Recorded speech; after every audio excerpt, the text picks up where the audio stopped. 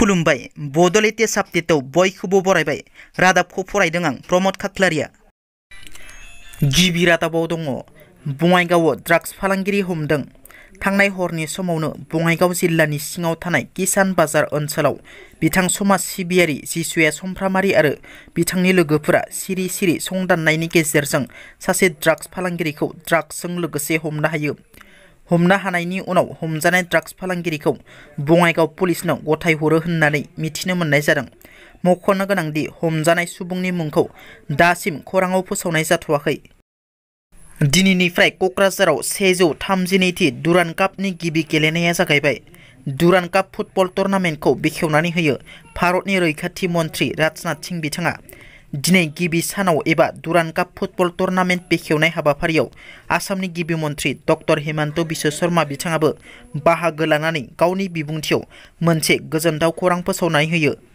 क'क्राझाराव 110 कौटि रांनि समायना रमायना स्टेडियाम लुफुंनाय जागोन आरो बे समायना रमायना स्टेडियाम लुफुंनाय खामानिया फैगौ नबेम्बर दाननिफ्राय जागायगोन होननानै बिथाङा फोसावना होयो। मख'नो गोनांदि दिनै गिबि सानाव बड'लेण्ड FC आरो राजस्थान FCनि गेजेराव गेलेनाय जायो।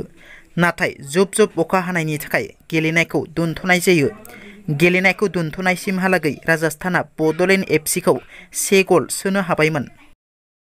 क'क्राझार पुलिस थानानि सिङाव थानाय मागुरमारियाव मुगैथाव जाथाय।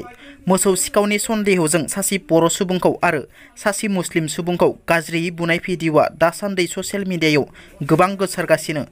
बे सोमजिनाय जाथायनि सायाव गोख्रों बिजाथाय फोरमायदों क'क्राझार जिल्ला एबसुआ।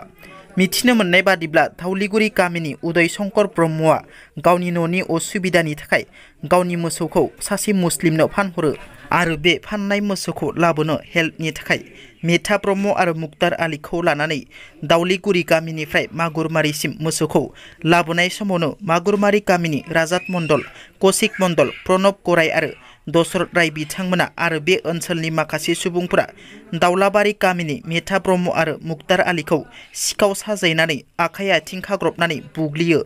जिल्ला एबसुआ बे जाथायजों लोब्बा थानाय दायनिगिरि बिथांमोनखौ आयेन बादियै एक्सन लानो पुलिस प्रशासनखौ गोख्रों दाबि दैखाङो।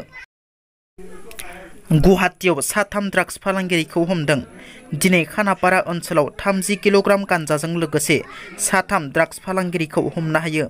स्पेसियेल टास्क फर्सनि जथाय अपारेशनाव हमनो हायो। बे हमनो मोननाय गान्जानि बेसेना 15 लाखसो जागोन। इन्टारनेशनेल बाजाराव बे हमनो मोननाय गान्जाखौ करिमगन्जनिफ्राय कामरुपनि बायहाटा सारियालिसिम लाबोनाय जादोंमोन। दिनैनि रादाबा एसेनोसै।